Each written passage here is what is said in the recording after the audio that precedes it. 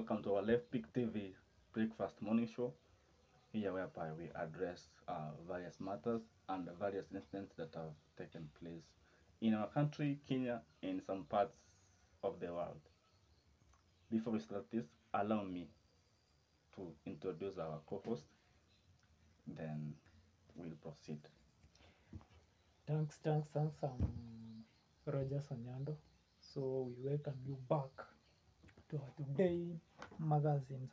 Today we will be looking on various magazines like we have Daily Nation, Standard, then hizo zote. So Yeah, we will be looking through na tutakuwa tunachambua seeing on and discussing various matters zenye zitakuwa zina happen. So we will be starting with New Vision magazine, whereby the main headline ya hiyo gazeti ni HIV vaccine to cost 100,000. So do you think hii price iko sawa ama? Kwa maoni yangu niseme ya kwamba there are some people or a good number of people they are going to suffer despite of this vaccine. Itakuwa inasaidia kuongeza ama kupunguza the sufferings and the pain that those people are going through, because if you look at our country where we are, a good number of people, they are not stable. So if this is going to cost at 100,000, my friend, I tell these people on we are going to actually to get hard time to access this vaccine. So the government is supposed to reconsider and look for the best ways in which inaweza saidiana ama inaweza fanya watu waweze kupata haya madawa kwa bei ambayo kila mtu atapata, kwa sababu kuna wale ambao ni maskini. Unajua tuko watu sambuli mbalimbali, kuna maskini, kuna wanaojiweza na kuna wenye wako hapo katikati. So government inafaa kuangalia price ambaye kila mtu at least atakuwa ana access. Yeah. And I think hii itakuwa ni first time wana administer hii vaccine ya HIV juu mostly imekuwa ni wamekuwa wakitake daily drugs. So government ikaona like ama healthcare workers wakaona like we need to come up with a new way ya kusaidia these patients instead ya kutake drugs each and every day. At least wanapewa vaccine moja yenye ina sustain somebody for a certain period of time, ndo anaenda ingine. So I think that's why it's so expensive. Like sa hii nikaa hao majamaa wenye wako middle class na unemployed nikaa hata ya access, so they go for an option of taking regular drugs of which sometimes pia unasikianga nikaa ziko supply ni kidogo. So I think the government should reconsider checking the price. Ingekuwa wangeanzia at least 50k ingekuwa inaeleweka. 50 hata mtu anaweza enda kwa chama hata abebe ndio akuje kurudisha. So 100 it means mashamba yatakuja kukatwa ndio watu waende ndani. Unajua tena sasa kukata shamba it's so tukitoka hiyo side we have hapo chini I think kuna Museveni starts campaigns in Busigu. So last week part 1 was it last week part 1 ama last week ndo tulikuanga na nini kulikuanga na kura hii side ya Tanzania TZ. So next year tutakuwa na Uganda then tutamalizia na Kenya. So meaning hii ndo time East Africa ina hold elections. So kama kawaida tunaanza na TZ, tunakuja Uganda then tunamalizia na Kenya. So what we are hoping for is Uganda ikuwe na elections zenye ziko peaceful, sisikuwe kama za DZ ambazo zimeleta zenye shida. zimeleta shida mingi Watu sana. wamekufa, watu wameumizwa, watu wamepoteza biashara zao, and it's not good. But I think Uganda is okay. This time we can see 8 presidential candidates from various political parties. So I think you may allow me to just let them. And so wa kwanza tuko na ni Museveni mwenyewe from the NRM party. Ni presidential candidate wa kwanza. Wa pili ni Bobi Wine, huyu pia ni mwimbaji. So from NUP party ni wa pili. Watatu ni Mugisha Muntu from ANT party. Tuko na Madara Mafapi from FDC party. Then tuko na Frank Bulila from Revolutionary People's Party. Tuko na Joseph Mabilizi from Conservative Party. Tuko na Robert Kasipante from National Peasants Party. Then so they are 8. I think it's a bit clear as compared to TZ whereby the opposition leaders were locked indoors. Walifungiwa. Huyo akasema uongozi lazima nitumie nguvu.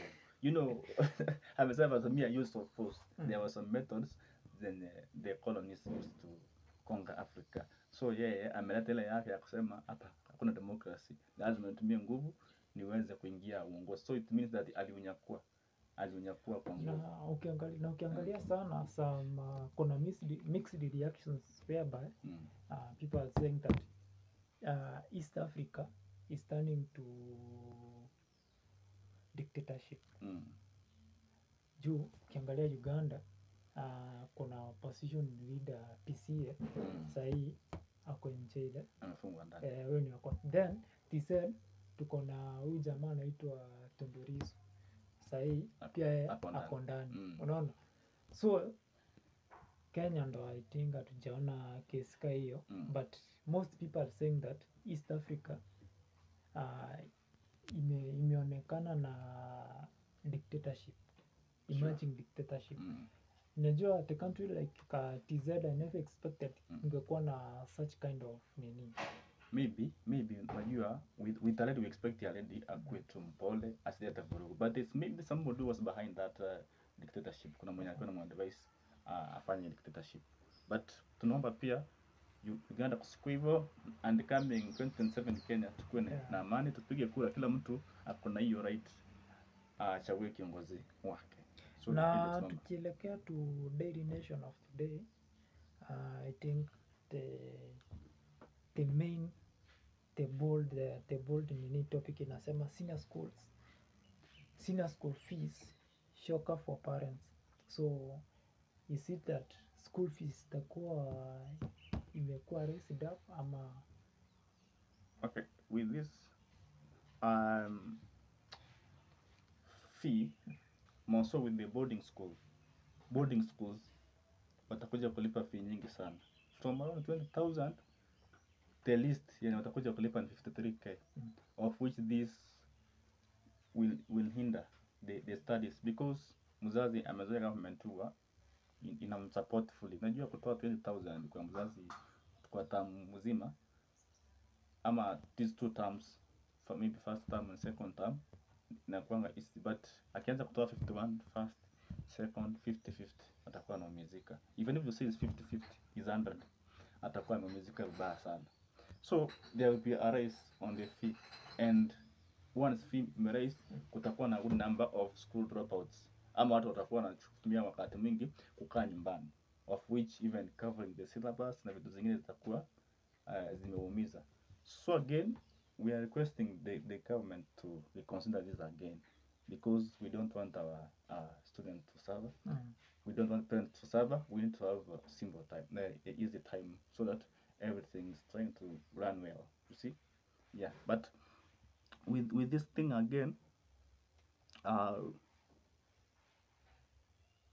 na unajua tumekuwa tukirealize that kuna time government ilisemanga that it will cut funding for high school students.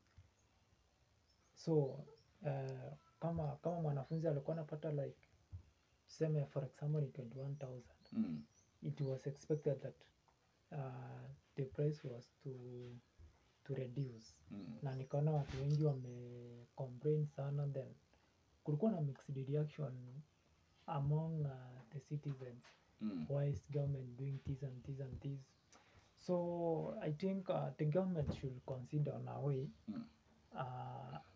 yenye to make a price yenye iko favorable kwa every parent, yenye at least mzazi anaweza afford. Juu tunasikianga the primary school education ilikuwa free.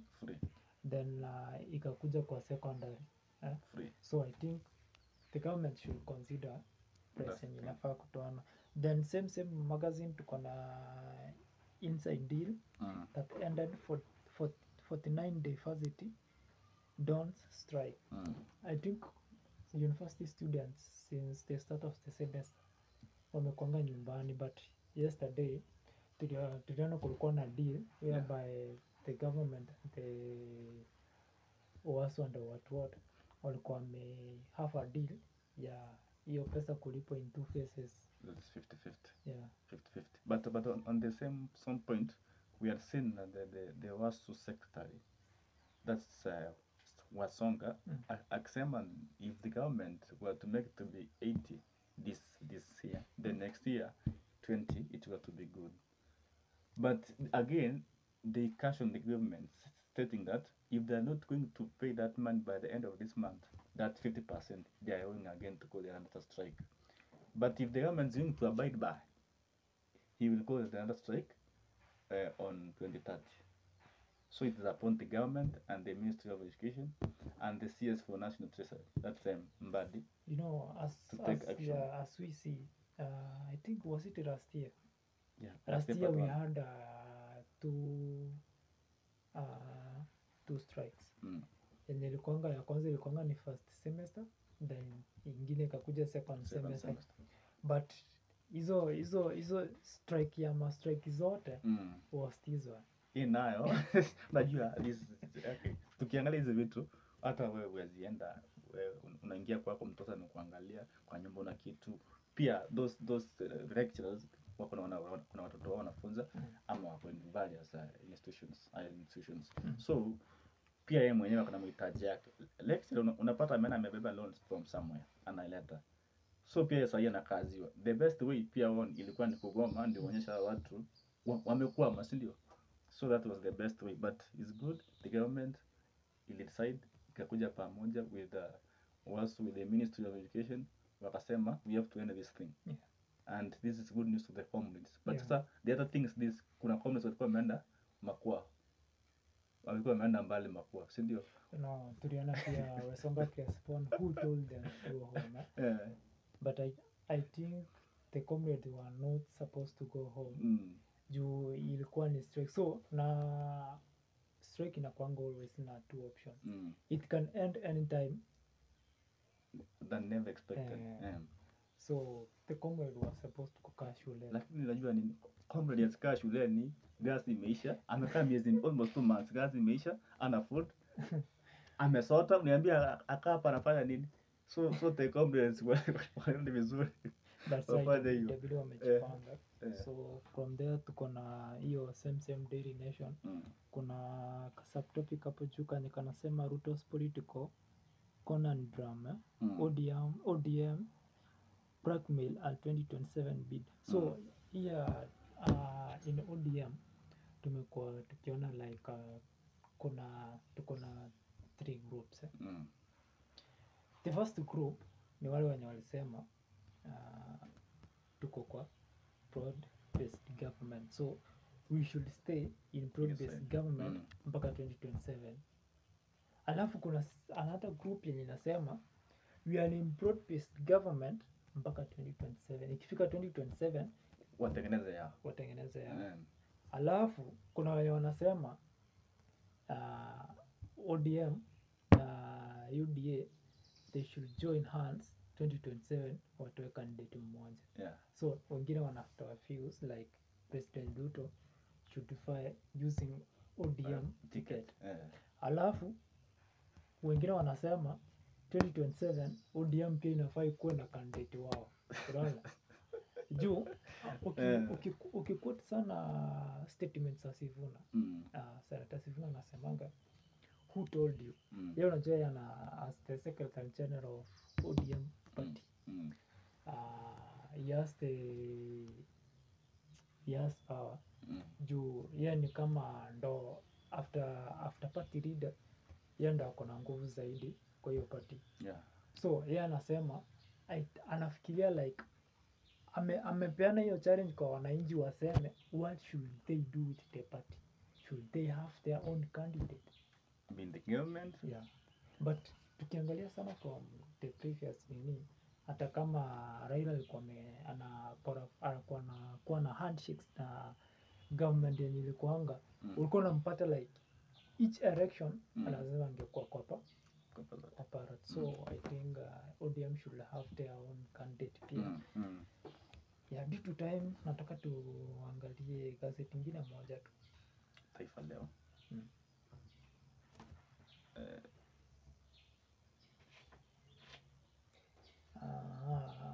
Mwili wa Mkenya aliyeuawa TZ uko wapi? Hiyo ndo bold ya hiyo gazeti. Na ukiangalia sana na statement yenye Samia Suluhu alikuwa ametoa during swearing in, alikuwa amesema like hizo furugu zenye zilikuwa zimefanyika huko TZ, it was not the Tanzanian residents walikuwa wameanzisha. It was people from outside. So na ukiangalia people from outside mostly it's not Uganda, it's Kenya. So alikuwa anaongelea Kenya sana nasema kutumia barabo zile baraba tunatumika. So na ukiangalia sana some Kenyans wenye wako na biashara au kama wenye wako na kama wewe ni si mwananchi halisia wa Tanzania. Sasa hii I think kuna wakati mgumu wa kukaa huko juu the police are spending day and night investigating. Yeah. Na kutafuta watu day in day out. So meaning like again akujatulia hata kama Samia amekuwa soon in bad. So sasa ni ile time ya kutafuta our outsiders. Juu anasema ndo walikuwa wameincite hizo nini hayo maandamano yenye walikuwa huko. So na tumepata like many Kenyans have lost their lives. Mostly the youths. So youths unajua kuenda in other people's country uji mahali unaweza torokea. At least here in Kenya you can learn somewhere hata ndani ya kichaka umeingia kidogo. Lakini if you go to TZ or somewhere apart from your country, ukifikiwa tu risasi unaenda tunakusahau. But it happen. So hapo katika ukurasa wa pili tunaambiwa Mwalimu John Ogutu alipotiwa kuuawa katika maandamano katika uchaguzi nchini Tanzania. Walioshuhudia tukio hilo wasema marehemu alifariki baada ya kufyatuliwa risasi na polisi. Familia yataka wizara ya kigeni isaidie kupata mwili huo. So like kuna miili ilikuwa imezikwa. I think hizo picha zimekuwa zikipita. Kuna some trenches zilikuwa zinatengenezwa then hizo miili zikarapiwa na kuna hizo polythene bags.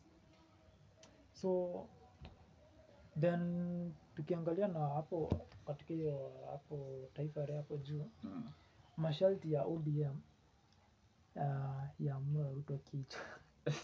Like it seems like the ODM party wants a deputy president post. Wanataka kiti cha unaibu wa urais. So it's sharing 50-50. That's the 50 yenye nataka kukuja. So that means like tutaona kutakuwa na either handshake because if deputy atatoka ODM it means an ODM and UDA kutakuwa kitu kimoja. Yeah. So that means handshake itachukua nafasi hapo. So for more information utaangalia ukurasa wa 3 then ni same thing na agizo chipya kuhusu karo ya pwani 2026 ya shtua. So some parents sahii wako na hard time. Huu ni ukurasa wa pili. For more information angalia katika ukurasa wa pili. So kitu ya mwisho tukimalizia, kitu cha mwisho naweza ambia our viewers is that let them inspire to inspire before they expire, meaning wasilale, maana ukilala utakuwa umechelewa, chelewa utampata mwana si wako.